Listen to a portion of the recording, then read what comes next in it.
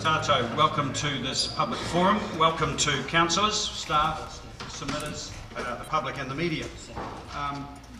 There are no apologies on the order paper, but I understand the three missing councillors are involved with a hearing, so we'll take an apology for lateness from councillors Vandervis, Noon and Benson Pope.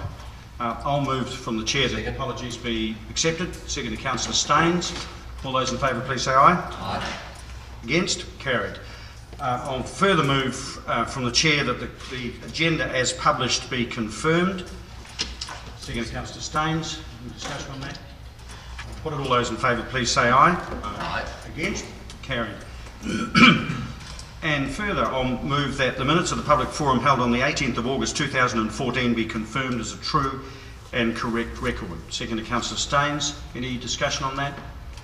I'll put it all those in favour please say aye. Aye. Against? Carried. Okay, onto the public forum proper. And can I just preface this forum with the observation that we have a considerable number of submitters, and for that reason we've brought the start of the forum forward by half an hour. However, it is there's still a lot of pressure given the number of people, so we will be strictly enforcing the 5-minute rule on individuals and the 10-minute rule on organisations in order to give everyone the opportunity, or the maximum opportunity, to speak. We want to get everyone through if we can. So the first up is Jan Tucker, who's going to speak to us about Keep New Zealand Beautiful Awards. Welcome, Jan. Thank you. Darlene, welcome.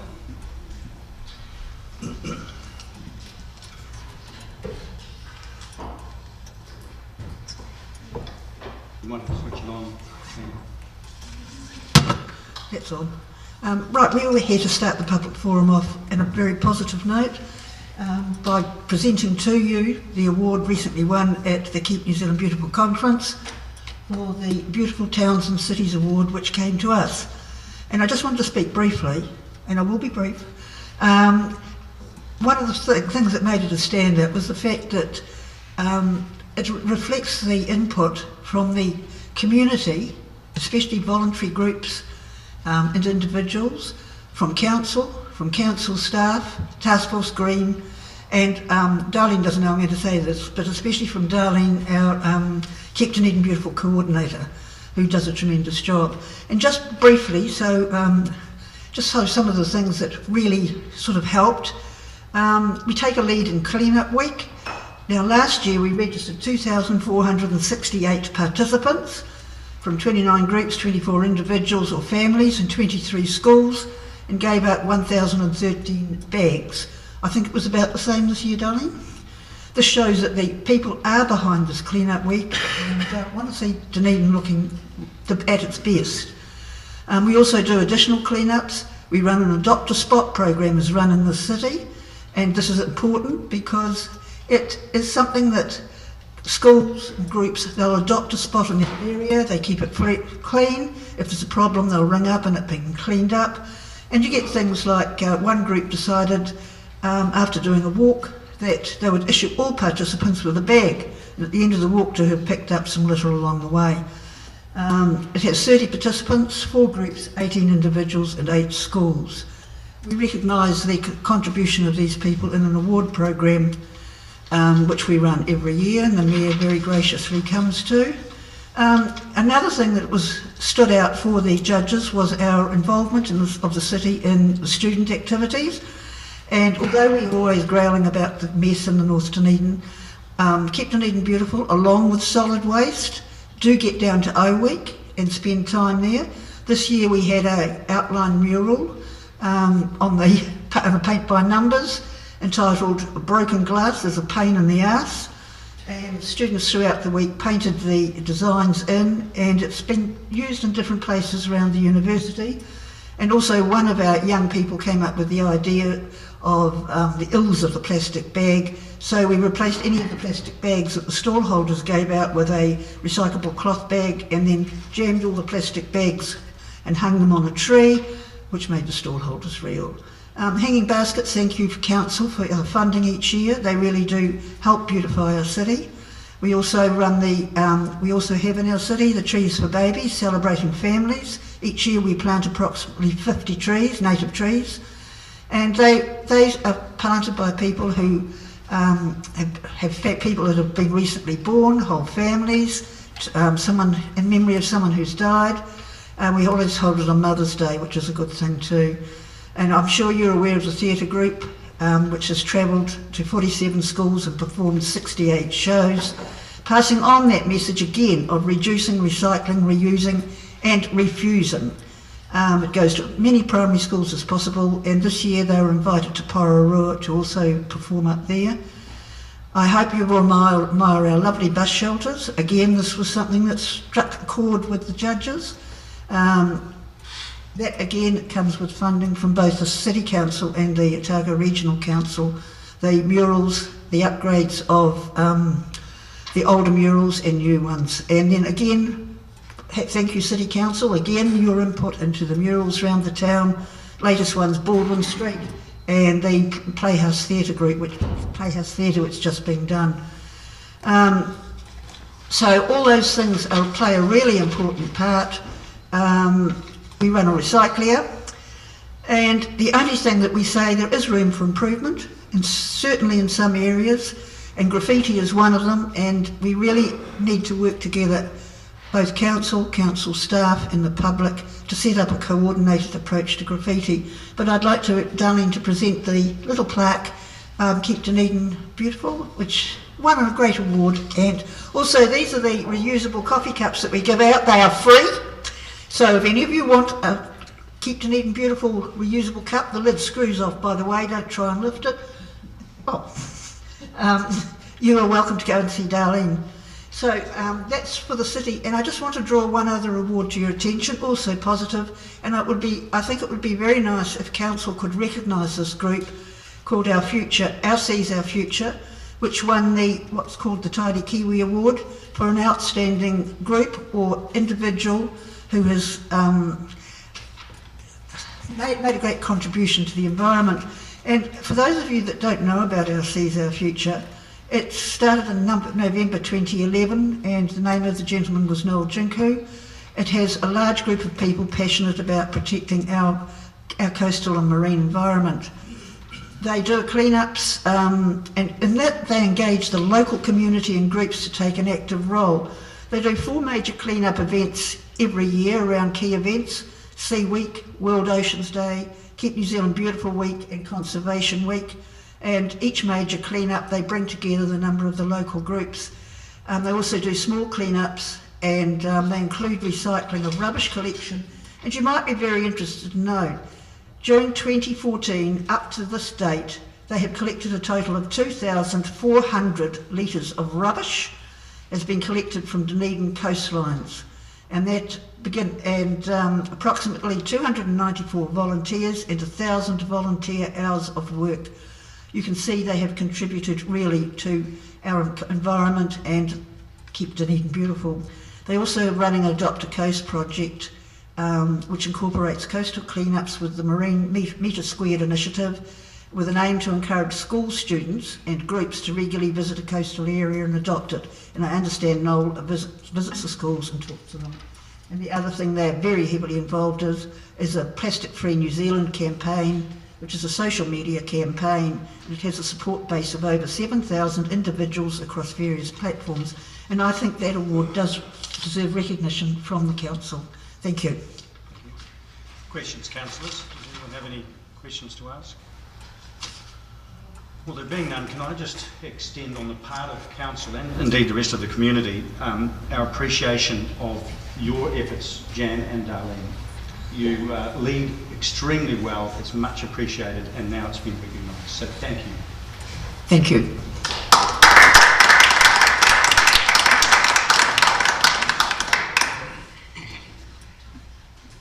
Right, our next submitter is Janine Cunningham, speaking on the Breach Access Track Warrant. Welcome, Janine.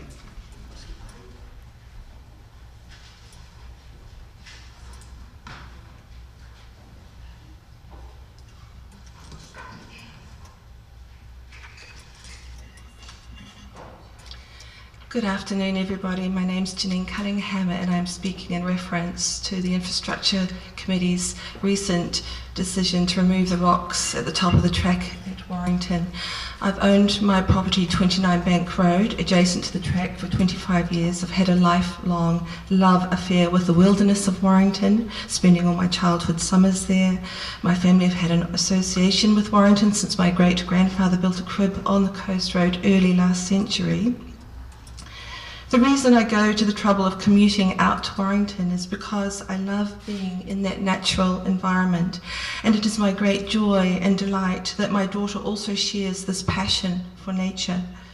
My favourite way of relaxing at the end of a beautiful day with my daughter is to walk down the track for a wander around the inlet, enjoying observing all of the little creatures that live there. What the rocks at the top of the track at the bottom of Bank Road mean to me. Number one, I'm no longer woken in the middle of the night by boy racers revving their engines and tuning up the track, sliding their way as they drive up it. Number two, I'm no longer woken in the middle of the night by boy racers zooming around the inlet doing donuts. Number three, I no longer experience boy racers bursting out of the top of the track, oblivious to me or any approaching road vehicles. Number four, I no longer have to pick up bags and bags and bags of broken glass below my property off the inlet. Number five, I no longer have to worry about my daughter's safety when she wants to go down to the inlet. Number six, I no longer have to look at all the damage and degradation done to this beautiful natural wilderness by vehicles compacting the sand and crushing the creatures. Number seven, this area of the inlet has now become a peaceful, family-friendly haven, which we really value. When you recently voted to remove the rocks, did you ever wonder why they were put there in the first place? They were placed there because a clear majority of Warrington residents wanted the track closed to vehicle access. I can confidently assert this because the Warrington Reserve Group conducted a thorough public consultation process with a survey published in the Blueskin News and a public meeting to discuss decisions to be made regarding the results. 75% of respondents to the survey wanted the track closed to vehicles. A clear majority at the following meeting confirmed this opinion. Residents who lived in close proximity to the track at the time also clearly wanted it closed to vehicles. That is why the rocks came to be there, because the Warrington community want them there. Furthermore, this year, when the Waikato Coast Community Board decided to consult with the Warrington community on this issue, 116 Warrington residents signed a petition stating that they want the rocks to stay. And I know many more who would have signed had they seen the petition. Others wrote lengthy submissions explaining why it was so important to keep vehicles off that track and off the inlet.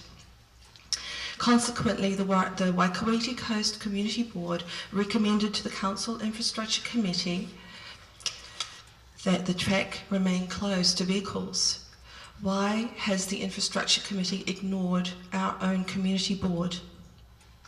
Since the mid-1990s, I and many others in Warrington, in conjunction with the Waikato Coast Community Board and DCC Council staff, have been working on a process of community environmental education to raise awareness in the community of the ecological values and amazing array of wildlife that we have on our doorstep, to enact a process of positive culture change, so that people gradually come to the realization that it is harmful to both habitats and wildlife to be driving their vehicles on the beach and across the inlet.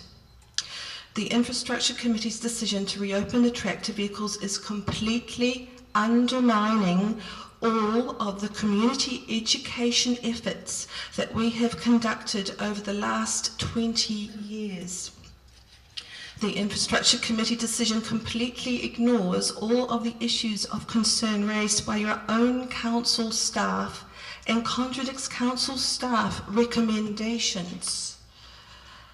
I also think that you need to be aware that Julian Smith's Ratepayers and Householders Association is nothing more than a letterhead, has no formal status or activity since amalgamation back in the late 80s, and has no more than 7 members, one of whom I know signed the petition to keep the rocks.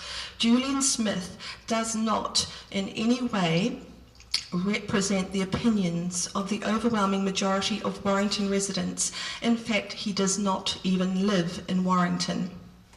To sum up, the decision to remove the rocks and open up the track to vehicles, number one, undermines the Warrington community's wishes and the huge effort put into community environmental education over the last 20 years. It ignores the recommendations of the Waikaremoana Coast Community Board, which actually consulted with Warrington residents. It ignores the many concerns and recommendations by your own DCC council staff. It ignores recommendations of your own coastal dune management plan, which states that sensitive ecological areas of significance need to be protected, as there is absolutely no need whatsoever to drive vehicles on that track or that part of the inlet. The Infrastructure Committee's decision to remove the rocks is bewildering and distressing and must be reversed. Thank you. Thank you. Questions? There are no questions. Thank you for your submission. Now, Grace Valentina Cunningham. Welcome, Grace. You'd like to come up to the microphone here?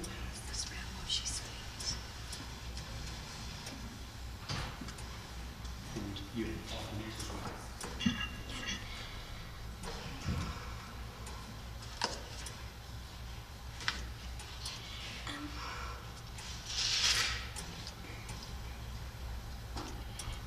Hello everybody. I'm going to talk about the rocks in the track as well. My name is Grace Valentina Cunningham and I have lived at 29 Bank Road, Warrington all my life. In fact, I was born at 29 Bank Road, Warrington. Just in case you don't already know, 29 Bank Road, Warrington is the closest property to the track. I live right beside the Blueskin Inlet, from crabs hugging to mudflat top shells piling up on top of each other like acrobats in a circus. The ecosystems of the inlet have always interested me, surprised me, and on occasion made me laugh. When I was 10, I wrote a book called Wild Warrington. I'm going to read a passage from it called When I Walk in the Inlet. My favourite time to explore the inlet is when the water is ankle deep and the tide is coming in. The mudflat crabs run about excitedly at feeding time. There are so many crabs that there is one wherever I look. Individual crabs have different responses to the intrusion of my foot, and here are the most common reactions. Scuttling away in fright, waving their claws to protect themselves, quickly burying themselves in the sand, hiding under a piece of seaweed, shooting down the nearest crab hole, and hiding under my foot. Bubbles rise out of ghost shrimp burrows, which I call volcanoes. They are so numerous that they cover large areas of the inlet. Flashing silver shoals of baby mullet catch insects in the shallows where the water is warm. I must be careful where I tread for fear of stepping on tiny snails on the mud below me. One of the numerous snails is the mud snail, Titico, the gardener of the mudflat. The mud snail gardens the mud by swallowing twice its own weight in mud each hour, which surprisingly helps the bacteria that it eats. One of the other snails that I must look out for is the purple-mouthed whelk, a carnivore that feeds on dead shellfish and crabs. So many may be feeding on the same piece of carrion that they are known as the wolves of the snail world. Some of the many shellfish to be found are hanikura, oysters, and pipi, but the shellfish that brings people with their buckets is the tuaki cockle. However, the tuaki is not a real cockle. It is actually a Venus shell and can live up to 20 years. Tuaki are so numerous that they are harvested commercially.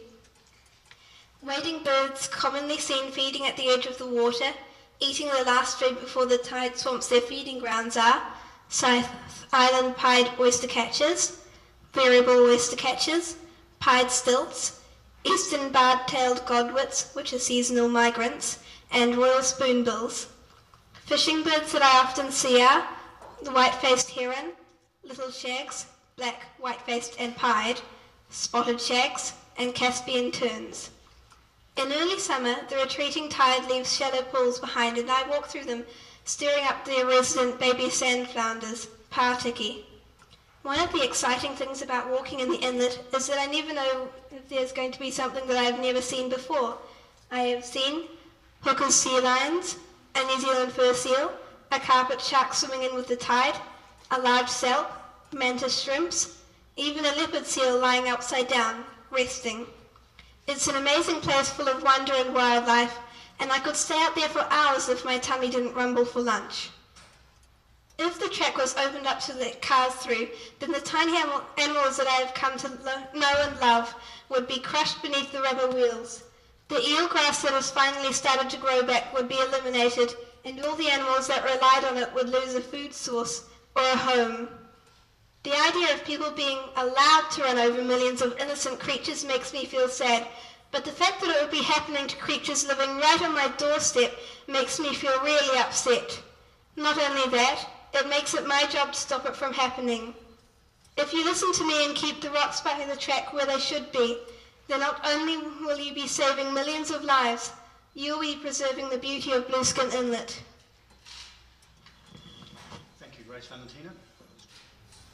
Any questions? Are you happy to take questions? No questions? Thanks. Our next, this way through. Our next submitter is Joseph Doherty, also speaking on the beach access track. Welcome, Joseph.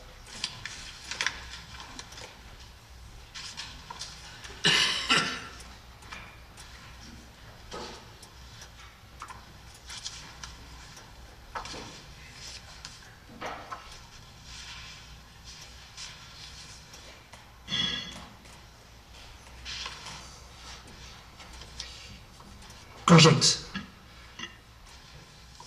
I'm also an adjacent landowner.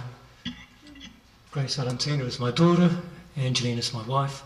I've been resident there for 17 years, right next door to the spot. I would like to ask you all, or put a rhetorical question to you. Why do we choose to live in Dunedin? Yesterday evening, we came back from this town hall from a concert at which Grace was performing along with 500 other children. And 20 minutes later, we were at home next to that spot,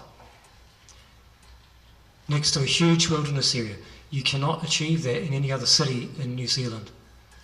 This gives us huge quality of life and huge pleasure from being there. And I think this is in common. I think this is the same for all people who live in Warrington. We choose to live in a place like that because it confers enormous benefits to us. I think it's probably similar to many other places in Dunedin as well. And before the rocks were placed there over the years, I witnessed many vehicles going up and down that track, accessing the inlet. And I saw damage from speedy driving several times, including flattened skid areas, damage to plants that were adjacent to it. So evidence of people driving dangerously. I encountered one myself and had to step back to avoid it. Had I been pushing Grace's buggy at that time, I don't know if I could have. Now this track is a safe and quiet place, and it's used by many people to access the estuary on foot, and also to move small craft, such as kayaks, dinghies and the like. It's only suitable as an access point for those kinds of boats. There are photographs I hope are being passed around, one of which shows me standing in the waves here a few days ago. And a few metres out into the water, like 7 or so metres below mean high springs, I'm at 30 centimetres depth.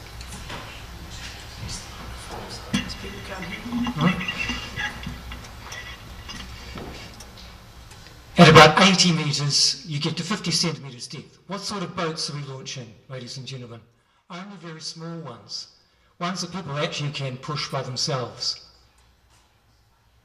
Most of the access was certainly in the past, for ordinary vehicles transiting to and from spots further down the Warrington Domain, driving right through this ecosystem, driving right through the eelgrass patch that is to the left. I don't know if you're going to see it, but there's a photograph I took which shows vehicle tracks right through the eelgrass patch there. We are responsible for the land right up to the edge of that track as adjacent owners. A few years ago, in 2007, a number of neighbours, including us, met to discuss issues such as the safety of that corner. I did some reading for 2 hours before that meeting, and I counted 51 vehicles going around that corner, and only one of them was on the right-hand side of the road, on the correct side of the road. All of the others, whether they were locals, foreigners, visitors from town, crossed the line. To suggest that a vehicle towing a boat should be able to come up that track where it's impossible to stop because of the poor traction and where you cannot see any oncoming vehicles until they're on the road is madness, absolute madness. We in the past were lucky that these sorts of events were relatively infrequent. I'd hate to think with the poor Vasa problem that we've had since the docks were put in to see what might happen.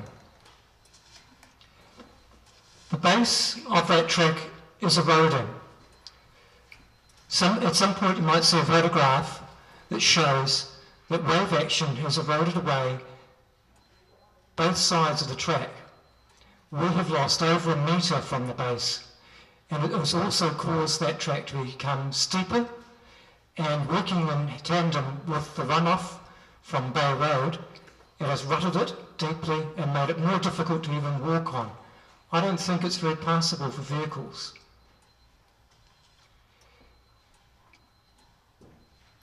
Also, in order for any kind of vehicle, transport, a boat, to drop a boat into that area, it would have to travel some distance beyond Mead High Springs.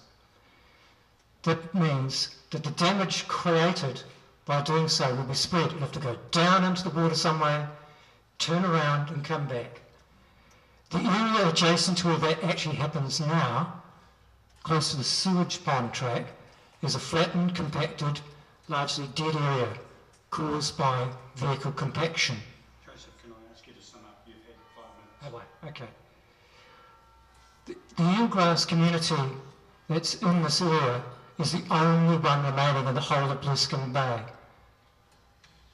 It is a critical habitat for the spawning of fish. This is one of the main features of Blueskin Bay, in fact. And vehicle traffic through it was destroying it. It has doubled in size in the last 6 years since vehicles stopped moving through there. And I'd like to point out to you all that under the New Zealand Coastal Policy Statement 2010, it's incumbent upon us all, especially this council, to ensure that damage to habitats that are critical for native species is avoided, remedied and mitigated.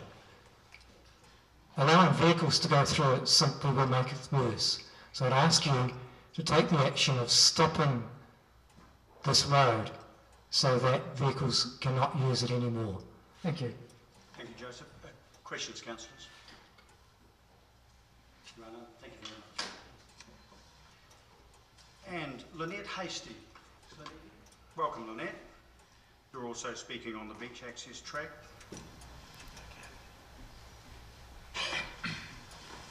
Good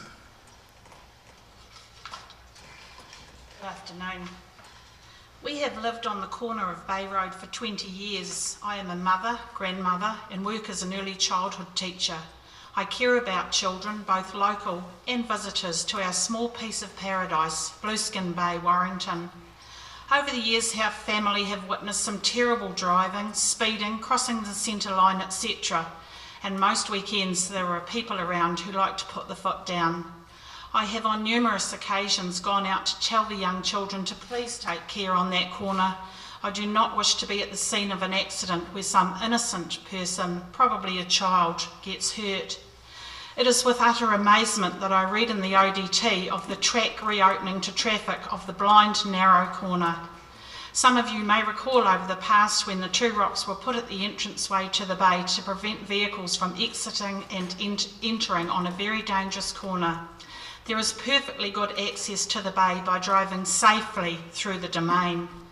This area of Blueskin Bay is a quiet, safe, peaceful spot which is enjoyed by a large number of locals and visitors. Pedestrians and dog walkers use the track daily.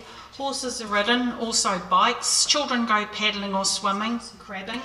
Folk gather seaweed, others kayak, paddleboard, while others just sit and take in the scenery. King's High School boys are often seen out in the bay canoeing or cockling. Other folk who also use the King's High facility, the Hatherley, remark to us locals as to how lucky we are to live in such a great spot. The bay is also home to a large number of birds and sea creatures which live in or around the water. They don't mind us humans as long as we don't disturb their way of life, and they all hate vehicles and the damage done to their habitat.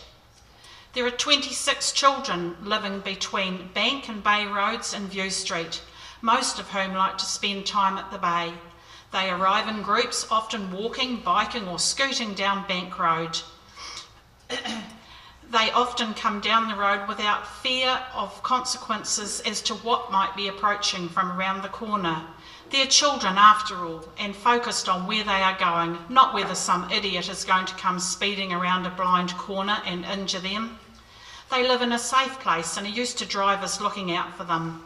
Unfortunately, that isn't always the case, and they are now at even bigger risk if the two rocks which were put in to protect them are removed. We have a lot more camper vans in the area now, and although they don't drive too fast, they spend a lot of time looking around, and my fear is that they will come down Bank Road, see the opening to the bay, and without thought will drive down, risking injury to children who may be playing, and also risk to their own vehicles by getting stuck. Would the DCC allow a private driveway on that corner? If the answer is no, then you all know what the answer to this issue should be. Let safety and common sense prevail. I note that many of the supporters for removing the rocks do not live near the corner, do not live here at all, or are just here for holidays.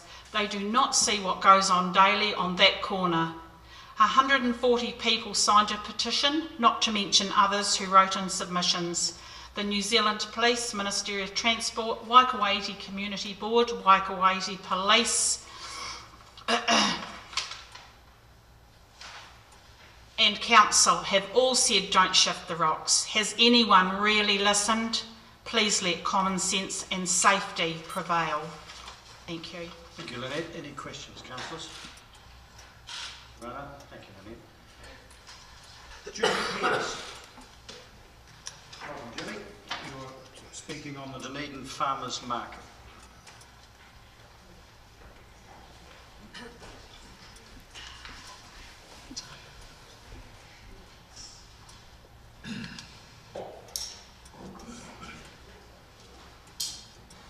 Good afternoon, everyone. I'm here, as has been said, representing the Otago Farmers Market, and this is an opportunity for the Trust to update Council. The success of the Otago Farmers Market is no accident. It has taken 12 years of hard work by volunteer trustees to develop the reputation and the brand that is the Otago Farmers Market as we know it today. The physical manifestation of the success of the market is its iconic site, a very successful partnership between the Dunedin City Council and the Trust. And the other manifestation is the presence of a core of market vendors who are present on site every Saturday of the year regardless of the weather. Dunedin now has one of the most successful farmers markets in New Zealand, and a part of that success is the effort the trustees have put into the product mix available each week. When the market was first set up, the trustees agreed to a product formula that research indicated would keep the farmers market brand strong and vibrant. The product mix at this farmers market is 70% primary products sourced from around Otago, such as fruit, vegetables, meat, eggs and fish, 15% added value, which are items such as bread, cheese, chutneys and jams, and 15% ready to eat. Indeed, this formula has proved very successful in maintaining a weekly event that has built a strong following with the customers who visit the market regularly.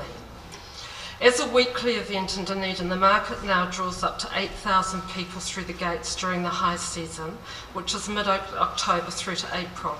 It's a tourist destination and a place for local people to gather as families to enjoy the seasonality of much of the food available and enjoy the atmosphere. The market is easy to visit because the site was chosen in consultation with the Dunedin City Council. Parking is close by. There is space for family groups to move to and from the market safely and participate in a social gathering that provides food education, local music and a great food mix. This weekly event is important to Dunedin as a vibrant event, supporting a vibrant central Dunedin city. The Trust is keen to work with the Dunedin City Council to identify how we can continue to secure the success of this weekly event for the people of Dunedin and the visitors to the city.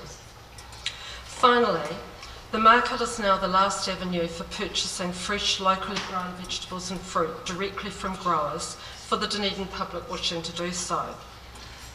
Since the market began 12 years ago, 2 large vegetable growers have retired, leaving Jane Field Hydroponics, Steve MacArthur and Aquarius Hydroponics as key fresh vegetable suppliers from the Dunedin area. Regular vendors from the Omni district of Dryden Organics and Kekanui Produce. There are also 2 large vegetable producers in the Dunedin area who sold directly to NG Marketing. Dunedin's locally grown fresh fruit and vegetable supply is far from secure. Thank you. Thank you, Julie. Questions, Councillor? Thank you, Julie. Now, Chris Philippe Elvis.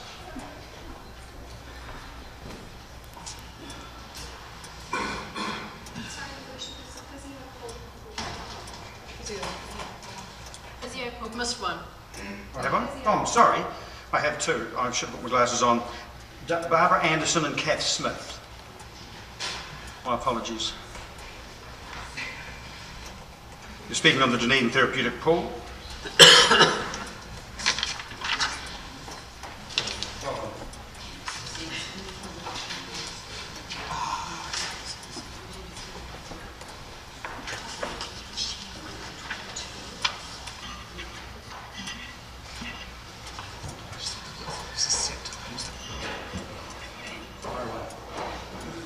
Good afternoon, my name's Kath Smith and I'm a physiotherapist.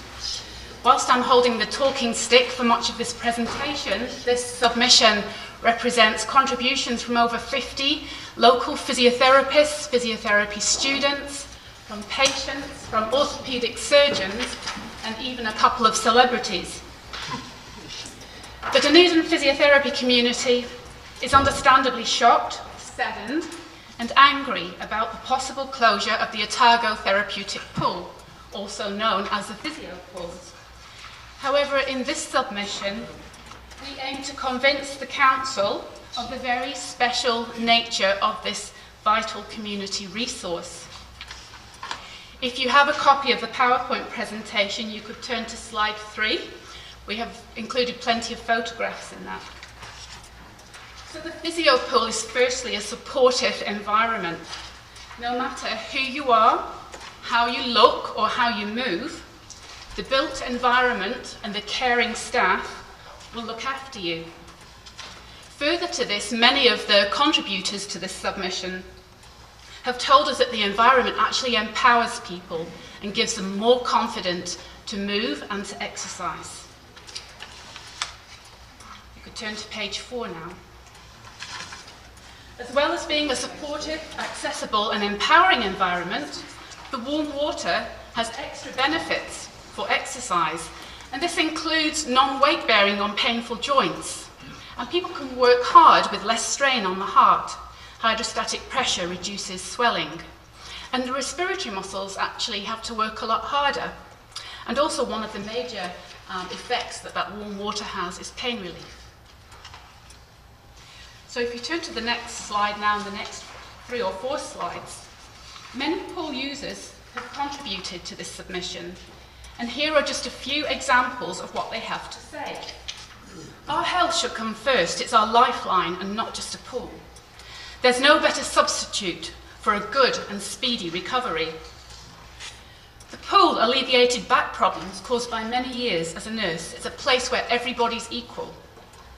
A surgical procedure damaged the nerves affecting my arms and hand. What I think of the closure, you wouldn't print. And for people with disabilities or arthritis, the pool's 34.5 degrees centigrade warmth was very helpful. And I'm now going to hand on to Jo to talk about the Vera Hayward Centre and the children's involvement in the pool. Hello, my name's Jo Deaker and I run the weekly Vera Hayward Centre swimming group. We meet with children aged from the age of 6 months to 5 years. All of our children have some, they're either born early, that is before 32 weeks gestation, or they have, they're at risk of or have a developmental delay in some area of their development. Our group concentrates on pre-swimming skills such as floating, kicking, blowing bubbles, and we also support the therapy programs that the children are having through the Vera Hayward Centre. So it's an integral part of our therapy package, so to speak. I'll go back to you. Thanks, Jo. Okay, so in education, 2nd, 3rd and 4th year physiotherapy students all work in the pool at some stage during their training. And Judy and her dolphins, if you can find the slide that says School of Physiotherapy, Judy and her dolphins, Judy's our hydrotherapy educator and her dolphins are the 2nd year physiotherapy students, and they were affectionately named by one of the patients that they work with in the pool. So Judy really wanted me to get across to people today is that you can do different things in the water because of the unique water properties than you can do in land. And I was hoping for a bit of audience participation. If you could all imagine yourself lying on your back in Fiji in the water, staring up at the blue sky, and hold your arms out to the side. If you move your arms quickly upwards, which way do you think you're going to move? Down towards the feet. If you pull your arms down to your side, you're going to move up towards the head. Now you imagine yourself briefly doing that on a yoga mat in the air. Are you going to go anywhere? No, you're going to look like a stranded snow angel. So that's just resistance, one of the water properties. The research slide, I won't dwell too long on the science because it's really boring. There is strong scientific support for not only the effectiveness of hydrotherapy on things like pain and function in a number of different conditions, but also some studies are now showing that it's cost effective compared to other interventions, which is really important that we're starting to see this evidence. On the next slide, the orthopaedic surgeons have also contributed to this submission. And some of their comments are learning from their mentors about the value of the facility, particularly for strengthening and mobilising the hip and knee, both pre and post-operatively, and also for post-multi-trauma patients who can't wait there. There's some other points there, and I think probably one of the contentious one that many of the physiotherapists are angry about is that the Health Board are prepared to continue to fund the Southland pool and not the Dunedin pool. And in the past, there you go. Sir Reginald Watson described the Otago therapeutic pool as one of the best therapeutic pools in the world. A couple more brief slides from a couple of our local celebrities. Dr. Dave Gerard, Professor of Sports Medicine and swimming gold medalist, is a very strong advocate for the pool, as is Michelle Cardos, who is also a physiotherapist, but has achieved many accolades in the field of water polo. And now that's enough for me. I'm going to hand over the talking stick to people who I really feel will be able to convince you most about the importance of keeping the physiotherapy pool open, and that is Sue and Jim Duncan.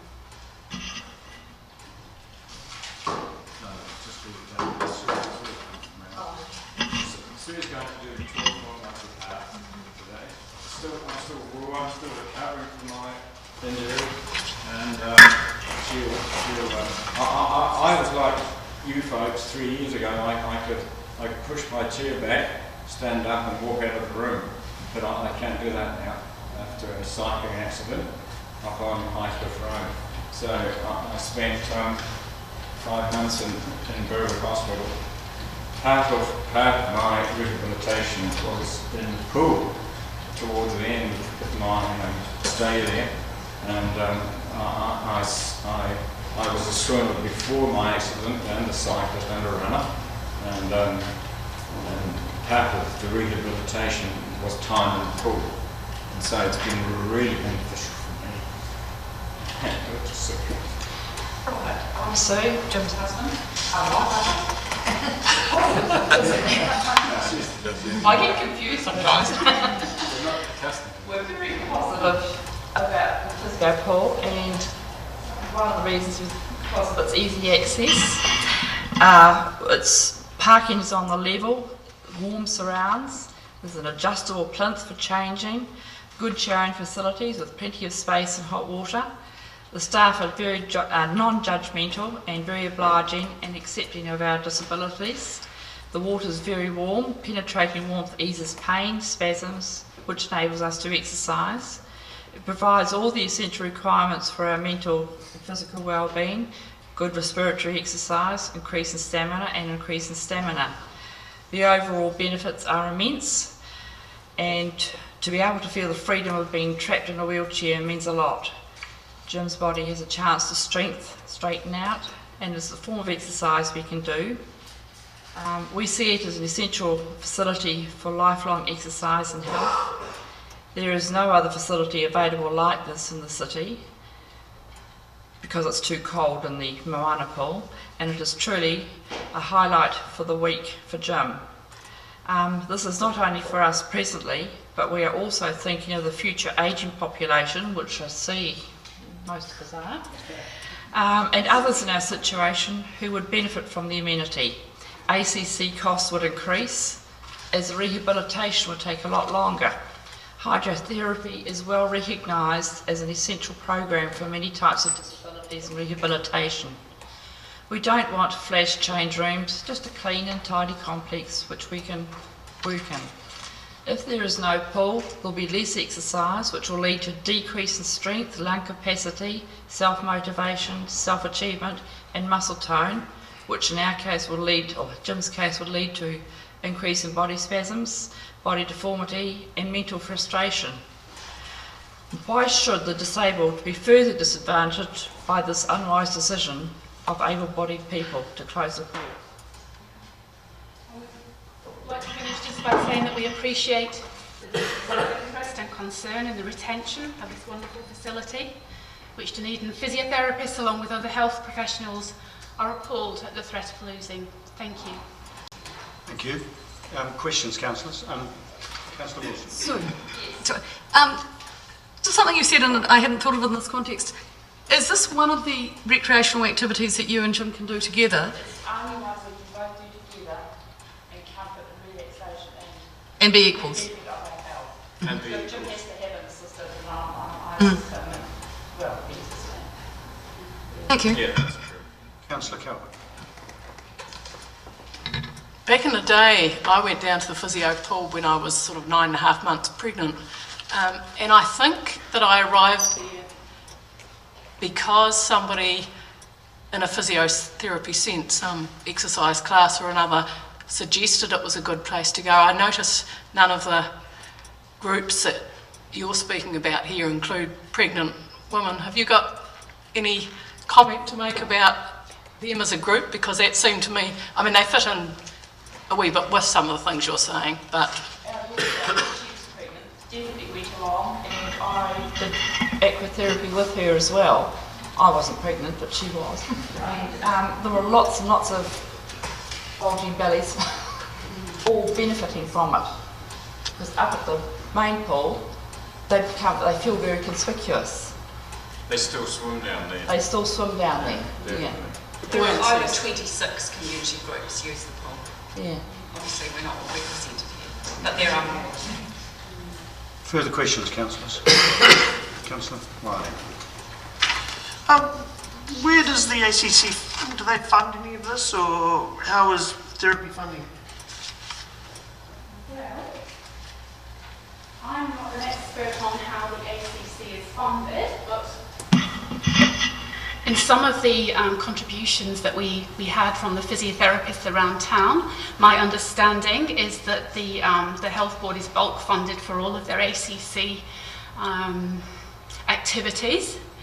And I think what we're learning from the evidence and from, perhaps some of the subjective but also objective evidence is that the pool could prove and is proving to be a very cost-effective way of managing some of these injuries. Now, if the pool's gone, I'll leave that one up in the air. Medications or pain relief. Councillor McTavish. Thank you very much for pulling it all together. The question that I have is just in relation to who else has seen this presentation and whether or not you've presented this to the DHB. We haven't, but it's certainly on our agenda. The DHB made a decision without consultation. Thank you.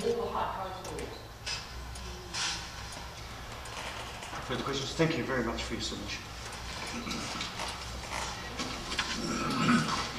Now, I am on to Chris Philly. Now, I note that there are 7 more submitters, and we have 40 minutes, and we are going to stop at 2 o'clock, so can I reiterate that we can fit you all in if we don't exceed the 5-minute limit for each of you. Thank you very much. I'll make it very quick as possible. My name is Chris Felipe Alves, and I'm here to talk about the safety concerns, divided community, and ecological impacts of a reopening that track. I've been living in Bank Road since 2004.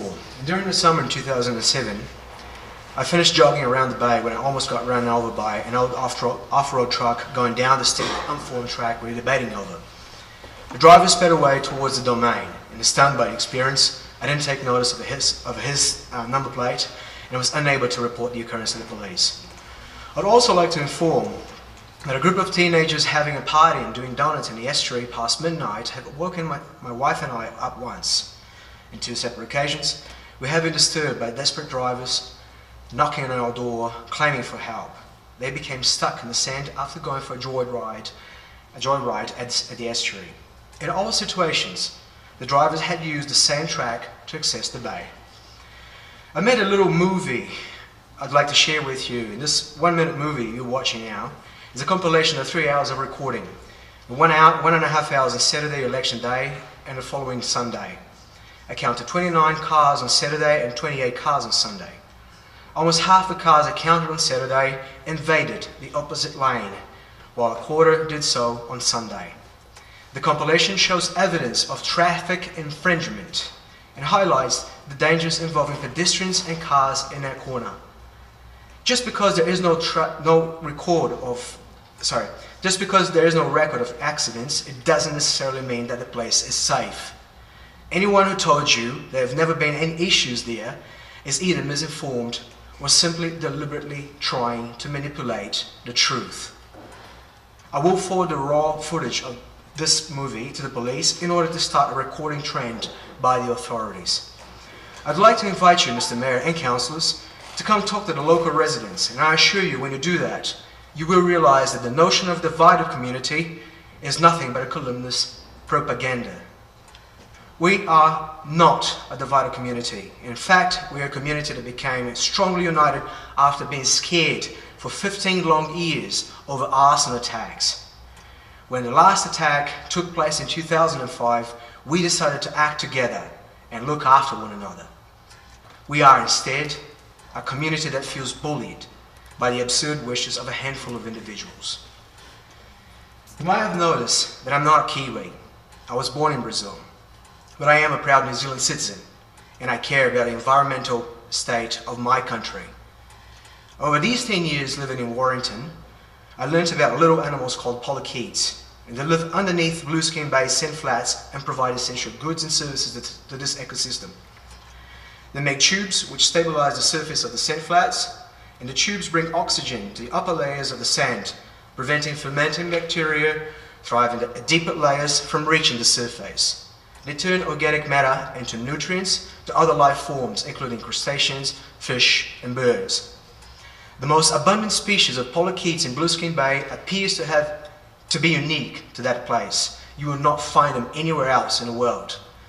The second most abundant belongs to a group of animals which has never been described anywhere else in New Zealand.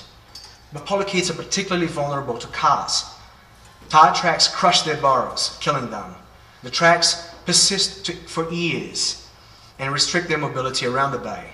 They're also known to accumulate toxic chemicals in their bodies, especially those generated by cars. And what's worse is these chemicals are then transferred onto animals that feed on them.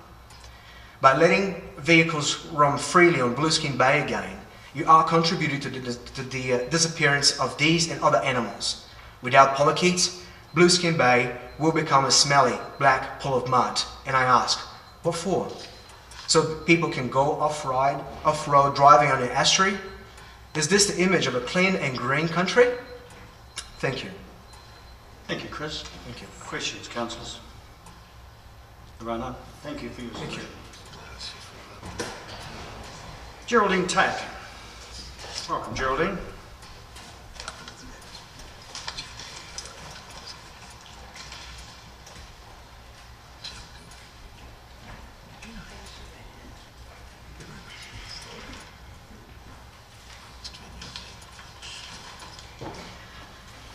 Good afternoon, and thanks for listening to us this afternoon. Just by way of preamble, I'm sure most of you know about Warrington. It's a lovely little village off the main highway north of Dunedin. But what you probably think of is a very quiet, sleepy little village that doesn't have a lot of traffic issues, and most of the time that's true. It has a popular surf and swimming beach, and a large number of people come here over the summer months to enjoy the beach and domain area. During surf life-saving carnivals, hundreds of people come here. Bay and Bank Road, which is the area we're talking about, are one of the main access routes to the beach. This is also one of the freedom camping areas the council has recently recognised, and it's a very long history of people coming out for picnics, organised groups coming out, and also to King's Hyacinth and else as already mentioned. It's a popular place for gathering kaimoana, for cockles, flounder and other shellfish.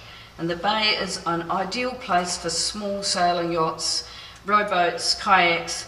There's a very good car parking area on the way to the sewage ponds that gives excellent access for launching any of those small boats. So I'll just go on to the part that I've sent you a copy of. That was just my little preamble. At the top you'll see some words. I heard this on the radio this morning while I was feeding my animals. How appropriate. It actually says everything that we're talking about today. It's the little things that really matter. A large number of Warrington residents are very angry about the proposed removal of the rocks. Just a small sample of them have come here today to talk to you. Some of them have made submissions to Community Board, others signed a petition. Staff recommended the rocks stay, and the locals frankly thought this issue was done and dusted. These people had clearly and passionately articulated through their submissions why the rocks needed to stay. They spoke as a community, not about rights and laws, but about safety for their own and other people's children, about deterring boy racers, about their concern for the estuary, the birds and other creatures that live there. They expressed their desire to live in this quiet coastal community, to walk, cycle and ride horses without the fear of interference from motor vehicles. They feel deeply affronted by what appears to be a very selfish campaign by a small, non-representative group of mainly non-resident people who are demanding their right to be able to drive wherever they like. The fact is, this track is part of the road reserve and was used in the past as a vehicle access to the bay. This has no relevance to the majority of Warrington people. They have been more than happy to have the rocks at this corner for 6 years. It's only because a small group of non-representative people has complained about the rocks this issue has taken up so much staff, community board and council time. If the rocks are removed, the problem is not going to go away. Safety issues at this corner will increase and the local community will persist in their demands for further safety measures. There was a mirror there in the past. Maybe we'll ask for another mirror. We might ask for speed bumps, more signage. There'll be more complaints to staff and the police. There is also the strong possibility that conflict between those who want the rocks and those who don't will arise. You may feel this has nothing to do with you, but the residents of Warrington want a positive and constructive way forward to resolve the situation, and only you can help with this. Since the rocks were placed there 6 years ago, the track has narrowed. If you have a look at the photos I've provided for you, one of them is of a group meeting we had there about a week and a bit ago, and that's again just a small sample of the people that are concerned about the situation of the possibility of the removal of the rocks. The other one shows you the track as it is now from the bottom looking up. You'll see the high tide mark is marked by a little line of seaweed, and you can see it's pretty narrow. The trees have grown in on either side, and it is now really only a pedestrian access. We are concerned that certain individuals might attempt to widen the track with excavation equipment. I believe that a resource consent would be required to undertake such work.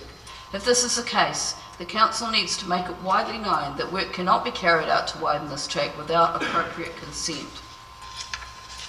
We are asking you to return this matter to the Infrastructure Services Committee so the decision can be reviewed and a more satisfactory resolution found.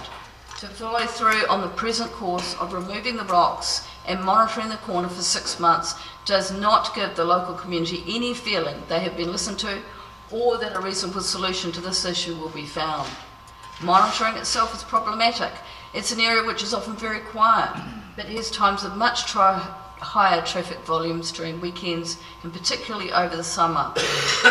We don't believe there can be another viewpoint from the staff who agree with us that this is a very narrow, difficult corner and allowing another vehicle entry point is inappropriate. Therefore, the track needs to remain closed to motor vehicles. And Geraldine? Just one wee thing, I'd just like to say, as an afterthought. Geraldine, you actually have more than 5 minutes. So, any questions? Rana? Derek Onley.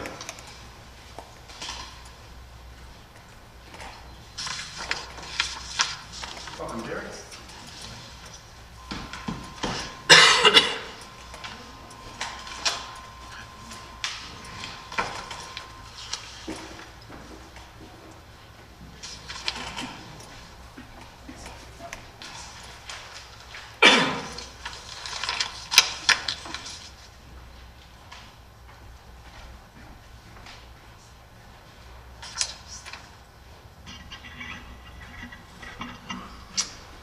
Hello there, I'm Derek Onley and I'm a ornithologist. When I want to call myself something important. I live at Waitati and I've actually written in the past a report on Blueskin Bay and mainly about the birds but various other things for the DCC some 6 or 7 years ago. I'll just talk about birds I think and I think stuff has been covered pretty well. The bay is a seasonally important habitat for up to 1,000 bar-tailed godwits and 1,100 pied-out oyster catchers and several thousand endemic threatened black-billed gulls, whose numbers this autumn reached an unprecedented 7,000. Black-billed gulls are classified by the Department of Conservation using BirdLife International guidelines as nationally endangered, showing a 50 to 70% decline in numbers over the past 10 years. Total world population, that's world population, because they're endemic, is of the order of 20 to 100,000 birds. So those using Blueskin Bay form at least 7% of the world population, and it could be over 30%, 1/3. So what you might say is, what's a few vehicles driving around on their feeding grounds going to do? Because this is the issue. If you remove those rocks, there will be people driving out of the mudflats, as we could. Well, overseas research has shown that disturbance to feeding shorebirds at relatively low levels, or at a critical time in their annual cycle, for example, just before the godwits fly off all the way to Korea en route to en route to Alaska, can affect their ability to feed and subsequently affect their survival. This was a bit of light reading, but I won't go into it. Goss, Custard and Co. This was called Critical Thresholds of Disturbance by People and Raptors in Foraging Wading Birds, and it's in Biological Conservation, written in 2006. And basically what they said was that you can disturb these birds up to 1 or 1.5 times per hour, which is before their fitness is reduced, when feeding conditions and weather is good. But if the weather's bad and the feeding conditions are poor, like at certain times of the year in relation to cockles and other invertebrates in the substrate, then you can only really disturb them once every 2 to 5 hours. And if you do more than that, then that can cause them to lose condition, preventing, for example, godwits from migrating, or even cause birds to die of starvation. There's a considerable amount of overseas research on the effect of driving vehicles over intertidal flats, especially in Australia actually, and especially in relation to sandy beaches and the sandy part when the tide goes out. And it's mainly published in a journal called Coastal Management in Australia. And there's a sort of quote from here. One of the papers is called Impacts of Off-Road Vehicles on Macrobenthic Assemblages on Sandy Beaches, and it's by Butcher and Richardson and McLean. And what they say is, this study provides clear evidence that ORVs, off-road vehicles, can have substantial impacts on sandy beach invertebrates that are manifested throughout the whole community. I presume that means the beach and the community rather than Warrington, though it does seem to have affected Warrington as well.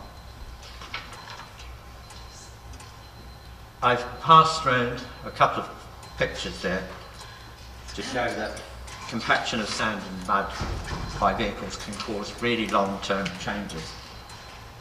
And that was particularly apparent when tracks from cable laying across the bay, that was big machinery, but it was also four-wheel drives that lasted for well over a year. You can still actually see them now if you know where to look. The other thing I've got here is a message from Brendan Flack and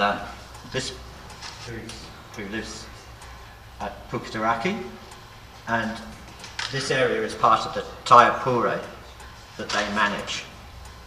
And in the Taiapure had a meeting 2 weeks ago, and in that meeting they opposed the removal of these rocks, and essentially because they are guardians of the Kai Moana and they don't want to see people driving over the cockle beds.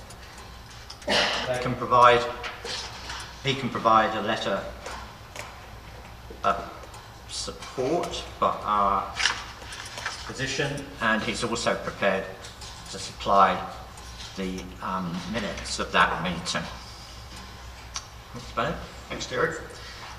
Questions? Councillor McTavish. Thank you, Derek. My question is just about the disturbance that you were referring to, the once every 1.5 and then once every 2 to 5 hours. Is that any disturbance, so be that human disturbance or dog disturbance or traffic disturbance? Or were they specifically looking at the vehicular disturbance? Yeah, I think vehicle disturbance and dog disturbance are the main problem, because they run vehicles and dogs are faster and run about a lot, and actually, vehicles don't chase things, but dogs definitely do. And the sort of misconception that quite often is that these birds can fly after another bit of the bay, but basically, especially when food is short, they're actually feeding in the best place, and it's not a good idea to disturb them. They can generally deal with people walking around quietly, and it appears that they coexist with cockle harvesting in the area that I referred to, actually, where the package was. Councillor Lord. Yeah, I just picking up on the comment you've made then. Looking at the photos of 2010, there was a lot of, the top photo, there was quite a lot of vehicle signs there, but obviously the rocks were already in place then. So that's people getting damage to the beach or travelling on the beach. That's the cable lane procedure that the photographs are of. The top one showed a lot of vehicle access on the left-hand side. Oh, sorry, it's a different one. Yeah, all this activity on the beach here now. Yeah. So is that okay activity? That's not. No, the top one shows the activity as a result of the cable laying across the bay. And I put it mainly in to demonstrate that even virtually a year afterwards, you could still see where that had happened, even though the tide had come in and out, you know, for half a year or more. And so the effects of driving around on the beach are actually persistent for a long time. Yeah. Thank you, David. Appreciate it. Robert DeSena.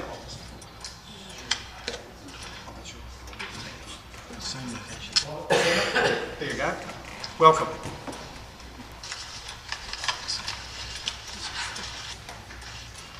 Five minutes is yours.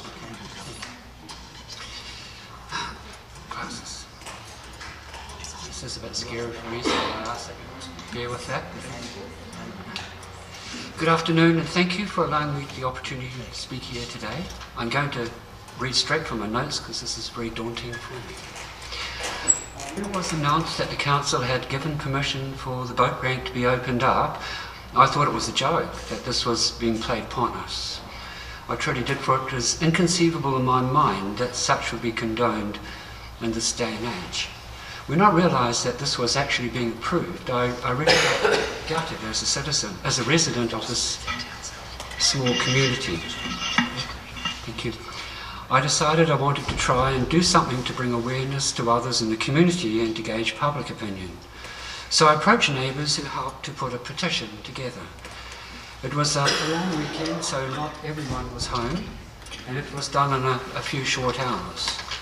Some residents were not contacted due to being away, and I gathered around 80 to 90 signatures from residents in the immediate 200 to 300 metre area of the rocks. There are only 3 people who declined. The following day, a couple of kind neighbours completed our small sample, gaining over 141 signatures for the petition against the removal of the rocks. Virtually no one knew or was aware of what was happening in the corner. There was really no media awareness. This concerned me deeply, that a very small group of influential people could override the will of a whole community. A community that has been traumatised by fires and a pyromania over a long period of time. In the 100-metre radius of the corner and 2 rocks, 2 houses were burned completely to the ground, 3 houses set on fire, and numerous hedges. One of these houses that was set on fire was mine. One of the houses set on fire had a lady occupant sleeping, and that was set on fire twice. The house opposite the 2 rocks on the corner was completely burnt to the ground after numerous attempts. To this day, we the residents have no closure as to who did these actions. We as a community in the immediate vicinity of the 2 rocks has suffered enough trauma and bullying to our lives and homes, to the children, parents and elderly who have been continually traumatised by these events. There have been attacks on tourists by boy racers in the reserve, countless episodes of boy racers ploughing up the bay in reserve, through access by the 3 other boat ramps within 200 metres of this proposed boat ramp. Issues about management of the corner came up, resulting in public meetings held on the corner in 2008, in which total agreement was voiced regarding protecting the bay and pedestrians of the track by vehicles. This action and coming together of a community brought peace and healing. The rocks are a symbol of this healing, and now you want to remove this. I deeply feel that a person of such eminence who is proposing these actions would leave a far greater legacy for his name and family by becoming a patron of a protected ecosystem, such as Blueskin Bay, rather than the reckless, unmindful vandalism that has been proposed. Thank you for listening to me today. Thank you, Robert. Questions, councillors? No, thank you for your submission. Rhys Owen.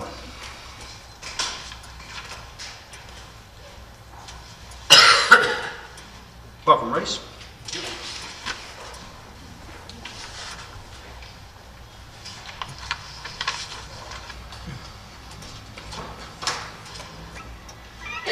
Good afternoon, councillors and Mayor.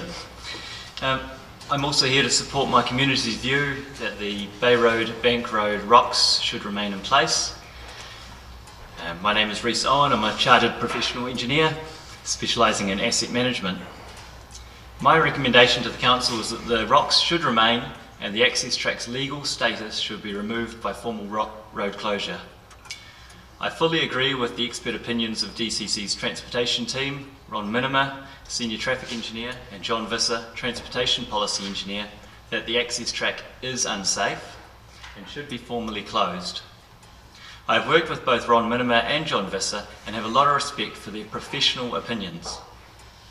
It is likely that a one-off legal road stop will be a lower cost option than the ongoing costs of safety improvements, monitoring, maintenance and administration. I do not believe that monitoring is a suitable option. It is not practical.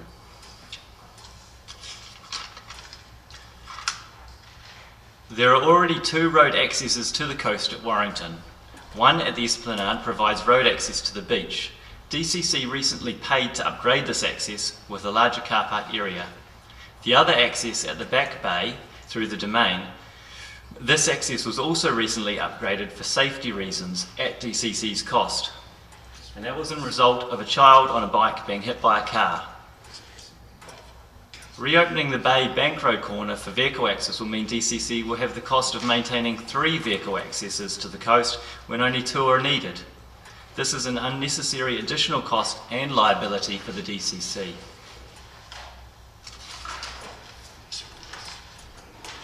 The DCC's Transportation Department expert advice for the rocks to remain in place.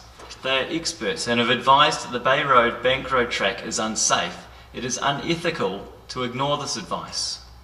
If the track is reopened, where will accountability lie when accidents do occur? And accidents will occur. Will the 7 members of the Warrington Ratepayers Association take responsibility? Will the DCC's Transportation Department be responsible? In summary, in terms of long-term costs, it is better for the DCC to formally close the track. In regards to the risk to the public, it is better for the DCC to formally close the track. Thank you. Thank you, Rhys. Questions? Thank you for your submission. Raymond Williams.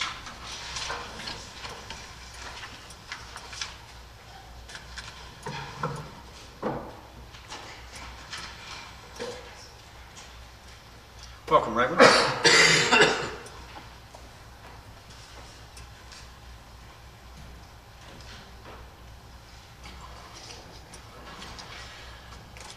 Hi, I would like to again speak about the rocks. I live in Warrington, just a few metres away from the boulders.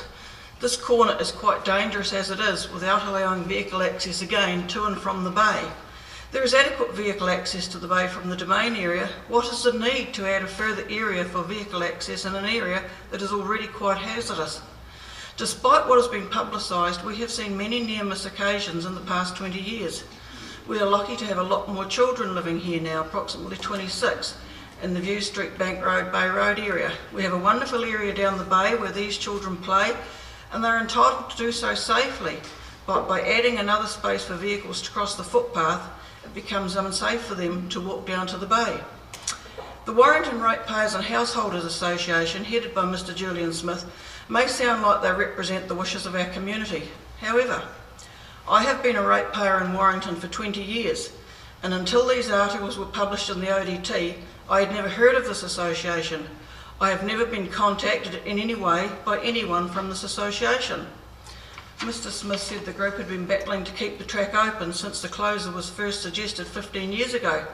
Nobody from the association has ever spoken to me to ask my opinion. It appears that this association is made up of 7 individuals, one whom lives in Auckland. I have no idea what this association does. It does not appear to be open to other ratepayers, so who does it represent? Does it have meetings, and if so, these don't appear to be open to the community to attend, and it doesn't appear that they report back to other ratepayers in this area. Mr. Smith, who lives in Dunedin and has a holiday home in Warrington, states there is no record of any safety issues with this corner in the track's long history. He also states that in his opinion, vehicles are unable to exceed the 15k speed limit for this corner.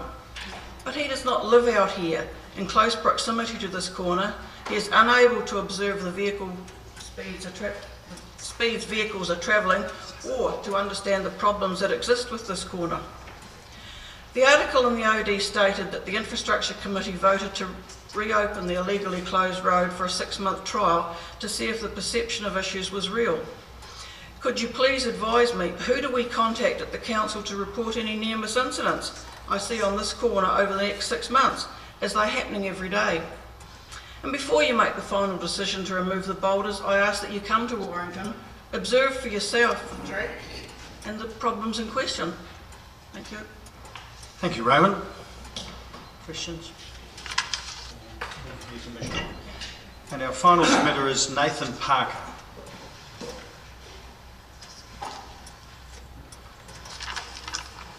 Welcome, Nathan.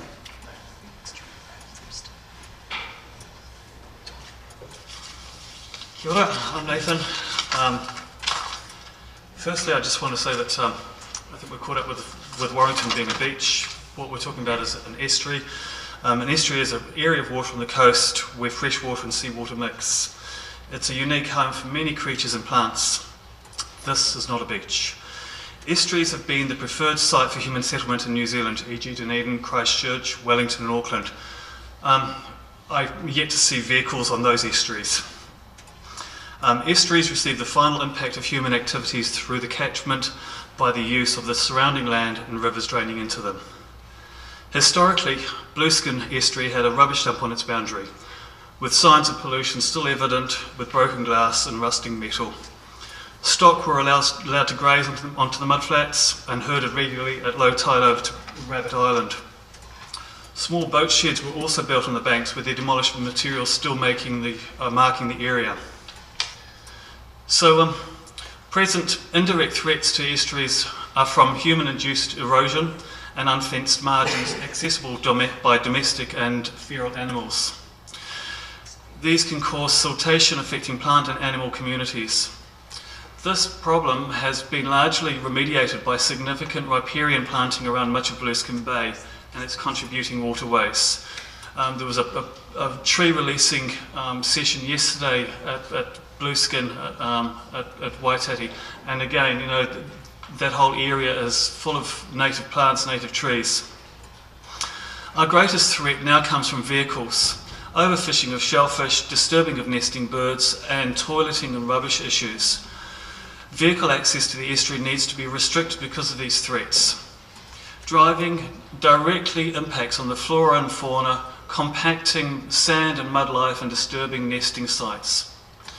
It's easier for people to overfish, transporting buckets of shellfish quickly into awaiting vehicles. The seasonal build-up of rubbish and human waste, including nappies, in the bay is not an issue on the front beach, where toilets are closer to the parking and beach vehicle access is both limited and also frowned upon. The Dunedin City Council has set precedents by restricting vehicle access to the Moreki boulders, the sea lions on Allen's Beach, and the yellow-eyed penguins at Sandfly Bay. Just because our little creatures are not so visible doesn't mean to say they're less important. Through consultation, the DCC has alleviated the buoy racer issues from the Warrington domain by its placement of boulders. That was done through a good consultative process where both the council and the community got what they wanted. In 2014, the unnecessary driving of vehicles on beaches and estuaries is an act of enviroterrorism, and in the Warrington situation is akin to the boy racer attitude of doing wheelies on the domain. I believe the DCC needs to consult with the Warrington community about how its beach and estuary access should be managed, rather than acting on the opinion of a minority before making vehicle access easier. Thanks. Thank you. Questions, councillors? Thank you for your submission. Now, I note that that is all the submissions, and can I just thank the submitters for their understanding of the time constraints we're under, and by so doing enabling all of the submitters to have their say. It's appreciated. Thank you. It is the custom to just look at each of the submissions, or the subject matter anyway, and determine if there is any need to do anything about it, or to what action we might take. With regard to the majority of the submissions, which were on the beach access track at Warrington, I note that the minutes of the Infrastructure Services Committee, and this decision is part of that, are coming to this meeting for noting, and I have a suggestion as to a process within standing orders under which those issues could be addressed, and so I suggest we leave it till that point to determine what to do hereafter. With regard to the first item on the public forum agenda, the Keep New Zealand Beautiful Awards, I don't think there was any request for anything to be done. The Dunedin Farmers Market, likewise, I don't think Julie was updating us, but I don't think that she was asking for anything. And the Dunedin Therapeutic Pool submission really, in a sense, comes after the council's decision to loan the trust some funds. So unless someone else has got a suggestion, I think that we can leave that till that process takes place. So are there any other suggestions with regard to that? Okay. So I'll call that the public forum to a close, and we'll take a short adjournment to give ourselves a break, so perhaps we'll start the council meeting at 2:05. Thank you all.